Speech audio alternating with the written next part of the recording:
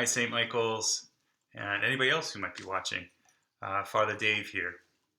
Uh, Greetings and blessings to all of you in this crazy and topsy-turvy time as we find our way with isolating at home as we are able to protect ourselves and to keep our healthcare system from being overwhelmed by the coronavirus.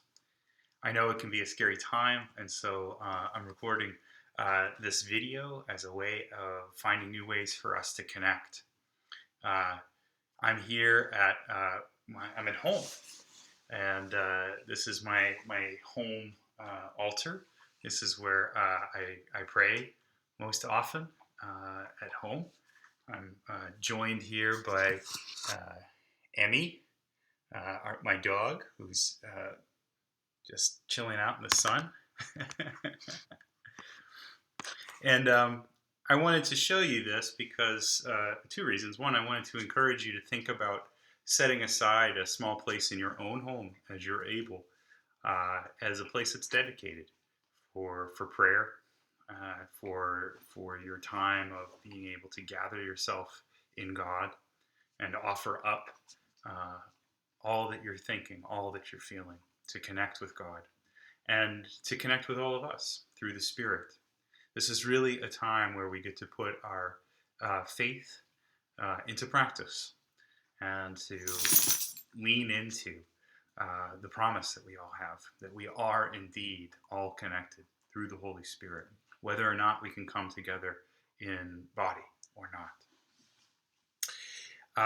Also, I want to acknowledge that for many of you, this may be the first time you've seen me without my collar. But I guarantee you, it's still me. I just wanted to give us all a sense that we are all home and we are all in a new place and need to find a new way of moving forward together. I imagine it goes without saying, but we will not be having any public worship of any sort for the foreseeable future. The new requirements that have been set forth for minimum numbers of people to gather just make it too difficult. We don't know how many people we would have or how to reformat things in a way that enables us to keep a safe distance one from another.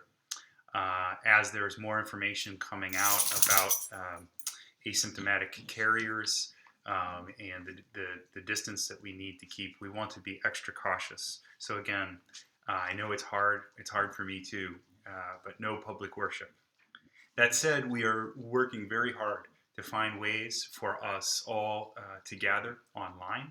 So this is a video that you can then watch at any time, but there are technologies that do enable us to gather in real time together, including Zoom and also, of course, Facebook Live that allows us all to watch the same thing at the same time.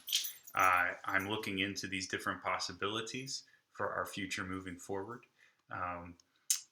Along those lines, the bishop is gathering people for Compline and offering Compline I believe every evening at 8 p.m. During our sort of self-quarantine time. And I'll include in the email that this goes out in the link so that you can pray Compline with him. I'm looking into different ways of maybe gathering us on a daily basis, and certainly on Sunday morning at 10 a.m. when we would normally gather, I'm going to find some way for us all to be able to link together using technology. Speaking of linking together, Mary Kalmanovich, our senior warden, and other members of the stewardship team have become a de facto pastoral care team. They are making calls to each and every one of our parishioners who are listed in the directory just to check in. So we are calling and reaching out and finding out if anybody has any health needs, practical needs that need to be met. Are they well? Do they need assistance in getting medical attention? Or do they need assistance with practicalities, food or access to supplies, toilet paper, so on and so forth?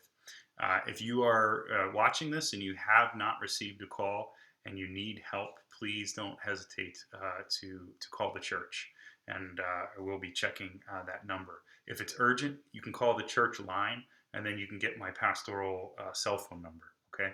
And then you can call me directly, and that's a 24/7 number that I will receive.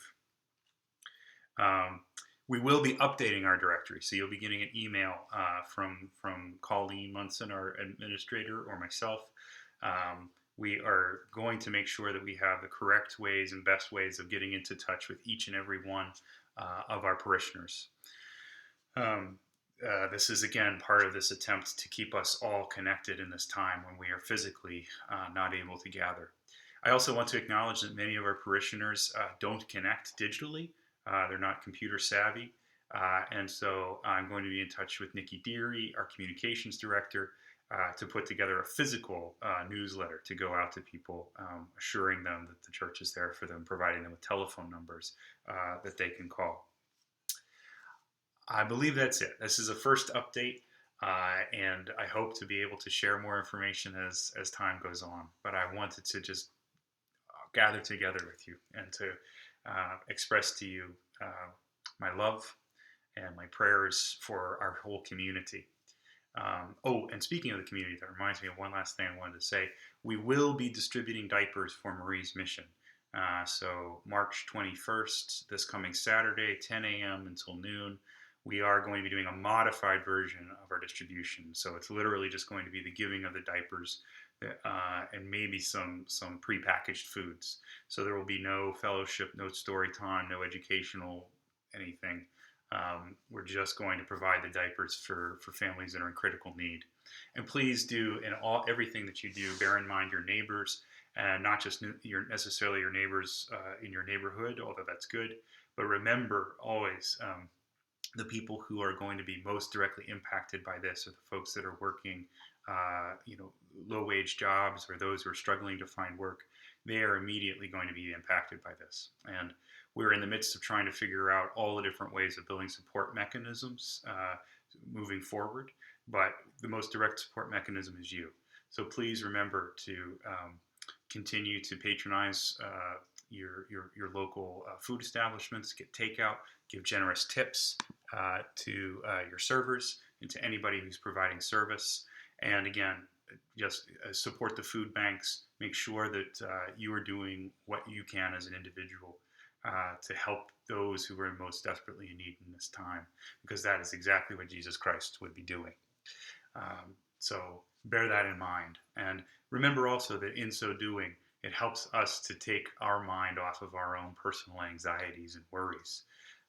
So be careful, be wise, especially if you are immunocompromised, if you have a chronic condition, or frankly, if you are elderly, and they're saying that's really anybody over 65 is potentially compromised in dealing with this. Please be wise about your contacts with others. Please take this seriously and trust that God is holding us all together, even when we can't give each other a hug, even when we can't pass the peace, even when we can't physically share the Eucharist together, that we are indeed all bound together by the Spirit. God bless you and yours. And if you have any needs in this time that are not being directly met, be in touch with the church directly.